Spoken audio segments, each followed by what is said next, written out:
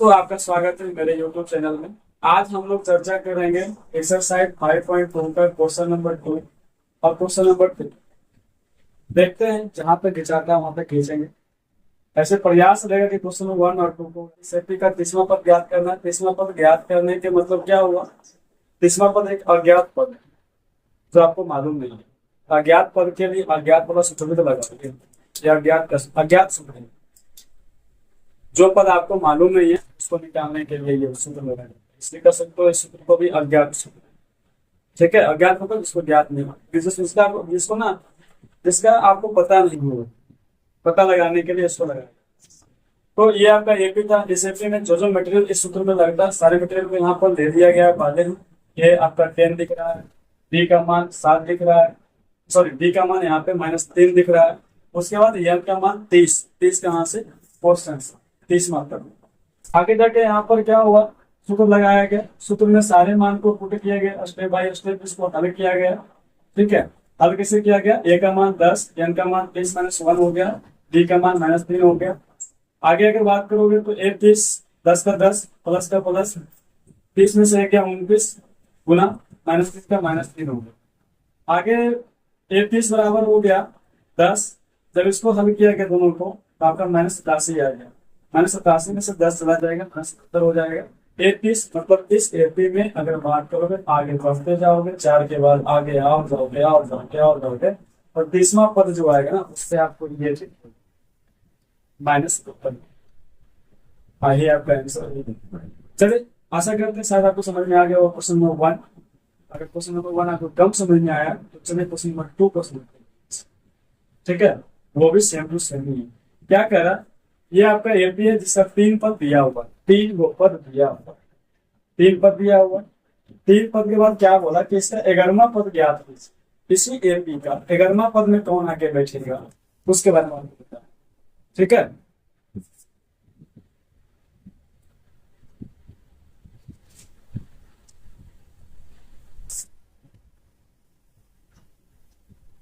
चलिए बात करते हैं 11वां पद। सॉरी, क्वेश्चन नंबर 2 का 2। क्वेश्चन नंबर 2 का 2 में दिया हुआ एपी तो दिया हुआ है वो आपका -3 -1/2, उसके बाद 2 डॉट डॉट डॉट बाकी को जो दिया हुआ उसको क्वेश्चन में दिया हुआ है। अगर ये हाफ का आप देख के डरना नहीं, अपने आप पे विश्वास रखना कि जो प्रोसेस है उस प्रोसेस से बाहर नहीं जाएगा, प्रोसेस के अंदर ही रहेगा। ठीक है, तो डरना नहीं है इसका। तो ए का मान यहाँ से निकाल दीजिए -3। बी का मान अगर बात करोगे वाई जी तो A2 - A1, A2 - A1, A2 का पूरा लीजिएगा। A2 आपका -1/2 है, माइनस सूत्र से है तो सूत्र से जाएगा, और A1 आपका -3 है तो -3 लीजिए। ब्रैकेट क्यों रखा गया पता होगा आप लोग को, क्योंकि 2 साइन एक जगह लग गए। ठीक है, अगर आप चाहते हो कि कुछ और फास्ट में हो जाए तो ये जो आप माइनस देख लो ना, मन में ही इसको आप प्लस कर सकते हैं, +3 एक स्टेप में होता है। ठीक है, चलिए आगे बात करते हैं इसको सोल्व करने का। जब इसको सोल्व करने की बात करोगे तो -1/2 + 3, -1/2 + 3 नीचे नहीं पूछे तो 1 दे दो। आगे इसका एलसीएम 2 हो जाएगा। 2 होने पे आपका -2 है, आपको हो जाएगा 6, घटेगा तो आपका क्या हो जाएगा 5/2 हो जाएगा, +1 5/2। ठीक है, ऐसे भी अगर कॉमन सेंस की बात करोगे, क्या कॉमन सेंस की बात करिएगा, 3 में से आधा जा रहा तो अढ़ाई बचेगा, और 5/2 का मतलब अढ़ाई होगा। ठीक है, 3 प्लस में था तो आंसर होगा प्लस में आएगा, बराबर जब प्लस में नहीं। ठीक है, चलिए बात करते हैं कि आपने डी निकाल लिया। डी के बाद एन दिया हुआ है, एन कितना 11वां चाहिए तो एन आपका 11। सारा मटेरियल हम लोग को मिल चुका है। आगे हम लोग क्या करेंगे, सूत्र लगा के इसका आंसर लाएंगे कि 11वां पद पे कौन आएगा, 11वां पद पे कौन आएगा, इसके लिए सूत्र लगाएंगे। सूत्र है एन बराबर A + n-1 Guna D. N तो ए 11 को देंगे क्योंकि एन का मान वहां दिया हुआ ना 11। ए का मान -3, मान बढ़िया से रखिएगा, n 11 - 1 गुना डी। डी आपका 5/2 पान अगर ढंग से नहीं रखेगा तो फिर आंसर आपका नहीं है। चलिए अब इसको इधर मत सोल्व कीजिए, तो 11 मतलब बता रहा है कि 11वां पद है, जो भी सोल्व होगा इधर सोल्व होगा। तो -3 प्लस इसको जब सोल्व कीजिएगा तो आपका 10 आ जाएगा, और 10 गुना 5/2 हो गया। ओके, तो ब्रैकेट सोल्व किया गया, बाकी वैसे था उसे रख दिया गया। आगे अगर और सोल्व कीजिएगा तो -3 प्लस यहाँ पे कट रहा है, काट लीजिए ना, 2 × 10 कट रहा है, कट गया। अब क्या इधर आपका 25 बच गया, 5 × 5 = 25, प्लस के इस तरफ जितना भी है ना सबको सोल्व करोगे तो 25 है। आगे जब इसको हल करोगे तो 25 में से आपका चला जाएगा 3, तो 25 में से अगर 3 चला जाएगा तो सोचो भी मत, सोचो क्या बचेगा, 22। तो 11वां पद तो इसका रहेगा, इस एपी में जो 11वां पद रहेगा, कहीं भी 11वां पद आएगा तो वो आपका 22 है। क्या ऑप्शन में 22 दिख रहा है कहीं? जी, ऑप्शन नंबर तो आपका क्वेश्चन नंबर 1 का ऑप्शन नंबर सी सही है, क्वेश्चन नंबर 2 का ऑप्शन नंबर बी सही है, और इसी के साथ हम लोग क्वेश्चन नंबर 2 को बना दिए हैं। बनाने क्रम में क्या था, कुछ नहीं था, लिखा रहा था एक एमपी है उसका 11वां पद ज्ञात करना। 11वां पद मतलब अज्ञात, इसको अज्ञात सूत्र के नाम से हम जानते हैं। इस अज्ञात सूत्र में जो जो मटेरियल यूज होने वाला था यहाँ पर सब निकाल दिए, सारा यहाँ मटेरियल डाल दिए, आगे इसको सोल्व किए, आंसर ला दिए, कहीं कोई दिक्कत नहीं होना चाहिए। ठीक है, चलिए इसी के साथ हम लोग क्वेश्चन नंबर 2 को उड़ा दिए। क्वेश्चन नंबर 3 में अब हाथ फेरते हैं, देखते हैं जहां तक खिंचा है वहां तक नहीं जाता। ठीक है, चलिए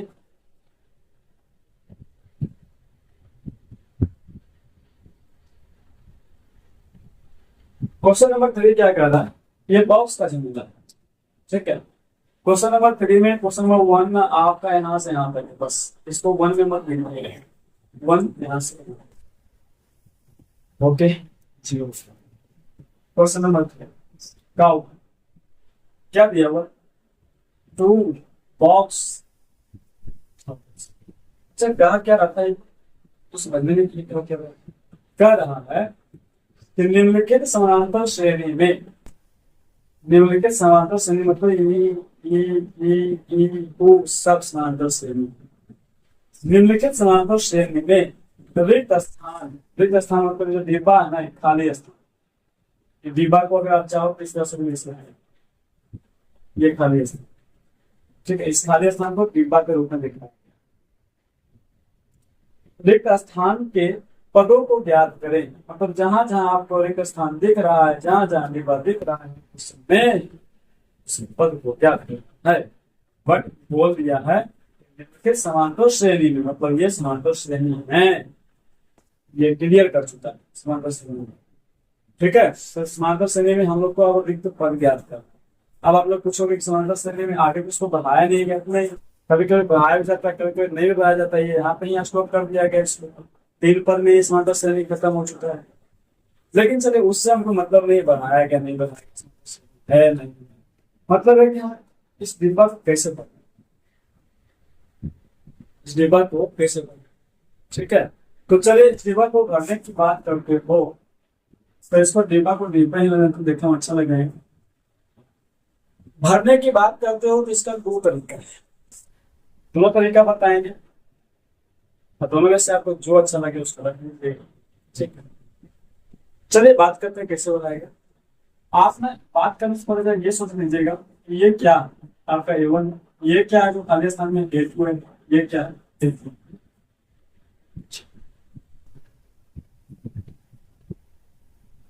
अब जरा सोचिएगा, क्या क्या आप A3 को, A3 जो आपका 26 दिया हुआ है, A3 मतलब तीसरा पद में जो 26 दिया हुआ है, क्या आप A3 को A+2 भी लिख सकते हो, A3 को A+2 भी लिख सकते हो?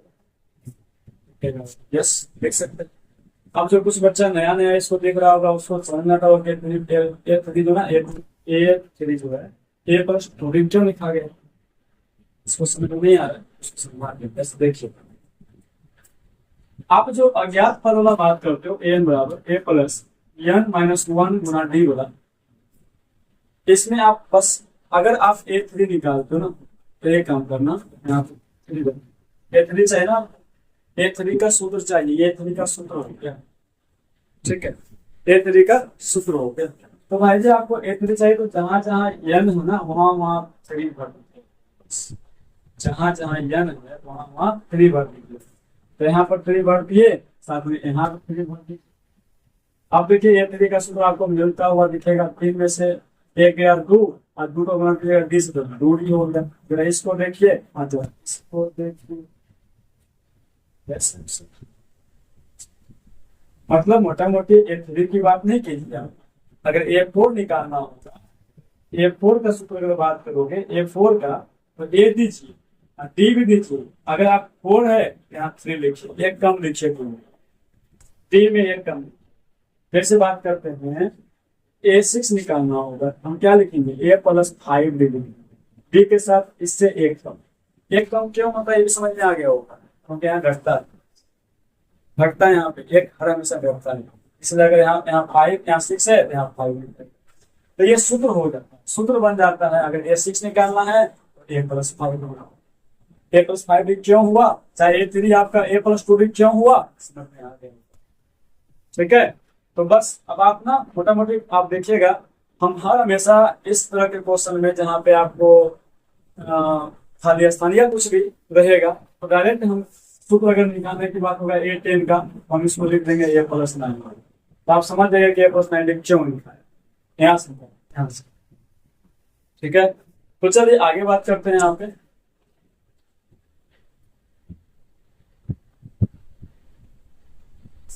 इस हिसाब को हम बना रहे थे खाली स्थान को भरने के लिए। तो इस हिसाब को बनाने के क्रम में हम क्या बोले कि A3 को ना, A3 जो है उसके जगह पे हम लोग लिख देंगे A+2D बराबर 26। A3 को A+2D लिख सकते हैं, A3 का सूत्र है वो, ठीक है।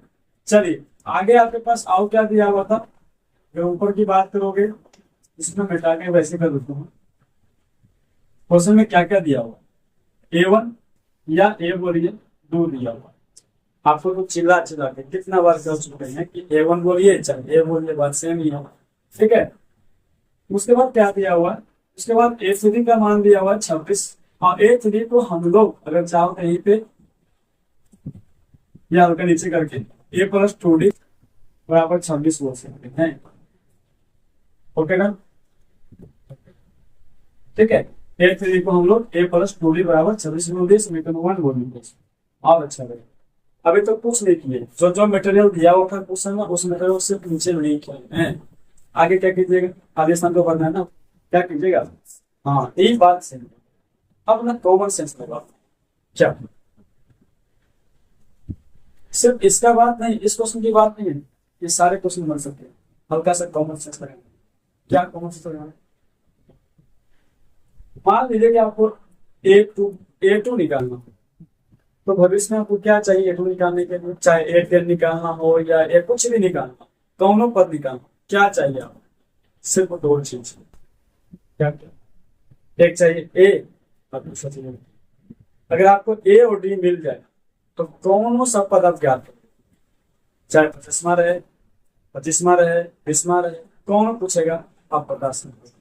तो इस तरह के सारे क्वेश्चन में हम लोग क्या करेंगे, हम लोग त्रिक्रम लगा के कैसों करके जो दिया हुआ उसी से A और D का मान, A और D का मान निकाल। जैसे ही हमको A और D का मान आएगा तो मान लीजिए A3 निकालना है ना, तो A3 क्या हो जाएगा, A+2 भी हो जाएगा। जब आपके पास A का मान और D का मान आ जाएगा तो सब कुछ कीजिएगा A3 निकल जाएगा। तो हम लोग बस मोटामोटी सारे हिसाब में वही करेंगे, जो दिया हुआ उसका यूज करके A और D का मान निकालें, उसका यूज करके A और D का मान निकालें, उसका यूज करके A और D का मान निकालें। जैसे निकल जाएगा, जितना खाली स्थान है सब ऑटोमेटिक बराबर, क्यों, तो सारे खाली स्थान में क्या चाहिए आपको, A और D चाहिए। ये मान लो कि आपका सपोर्ट में मान लो कि आपका A5 है, A5 का मान निकालना होगा, A5 के लिए क्या चाहिए, A+4D चाहिए, तो A का मान और D का मान चाहिए आपको, बस A5 निकल जाएगा। A5 निकलेगा तो फाइनेंस में भरेगा सारे क्वेश्चन, A का मान D का मान, A का मान D का मान, ठीक है। तो चलिए बात करते हैं यहाँ पे आगे।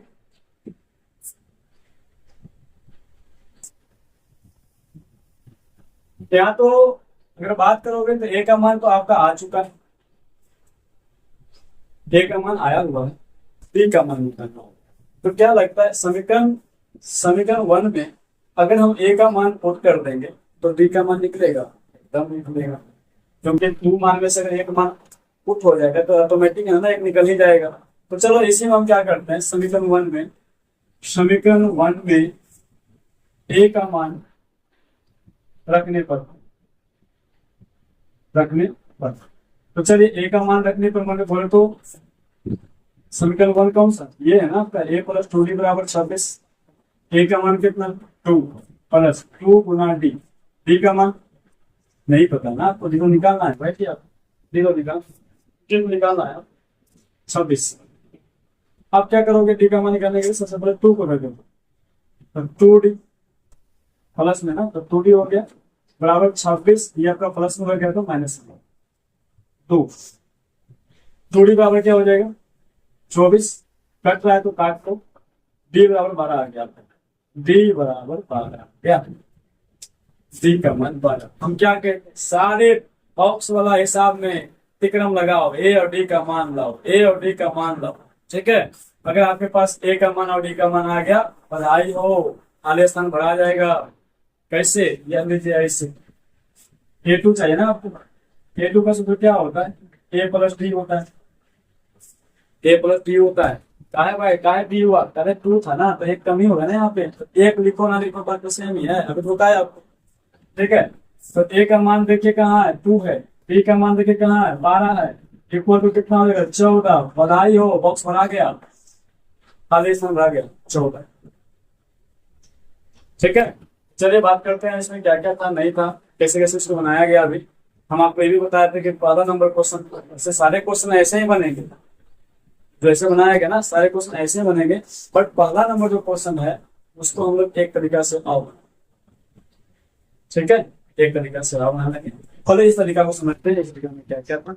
एक एपी था, उसमें से एक पद खाली कर दिया 20 वाला, कोई पद याद करना था। तो इसमें एल सूत्र नहीं काम, एल सूत्र तब काम करता है जब आपका बढ़िया से एपी क्लियर हो जाता है एकदम सरासर, उसमें से कदे 5वां पद 9वां पद 10वां पद ज्ञात पद, तो एम का इस्तेमाल। तो यहाँ पर खाली पद को ज्ञात करने के लिए ए और डी बहुत ही इंपॉर्टेंट है। तो ए दिया हुआ था क्वेश्चन में, डी निकालने के लिए ए3 दिया हुआ था, ए3 को इस तरह से लिख दिया गया, इसको समीकरण का नाम दिया गया। आगे जाके ए का मान जो ऊपर दिया हुआ था 2, उसको समीकरण में रख दिया गया, समीकरण 1 में डी का मान ए2 का सूत्र ए प्लस डी, ए और डी का मान रखा गया 14, यहाँ पर रखा गया ए2 जो है 14 होगा। यही प्रोसेस है। हो सकता है कि आपको ये हिसाब समझ में नहीं आता, अभी जाके कल जब इसको बताया जाएगा तब समझ में आएगा, ठीक है। इसका सेकेंड नंबर क्या है देख लो, सेकेंड तरीका मेथड 2, ये मेथड फर्स्ट था, मेथड 2 क्या कहता है, क्या कहता है मेथड कि अगर कोई एपी है निश्चित होना चाहिए।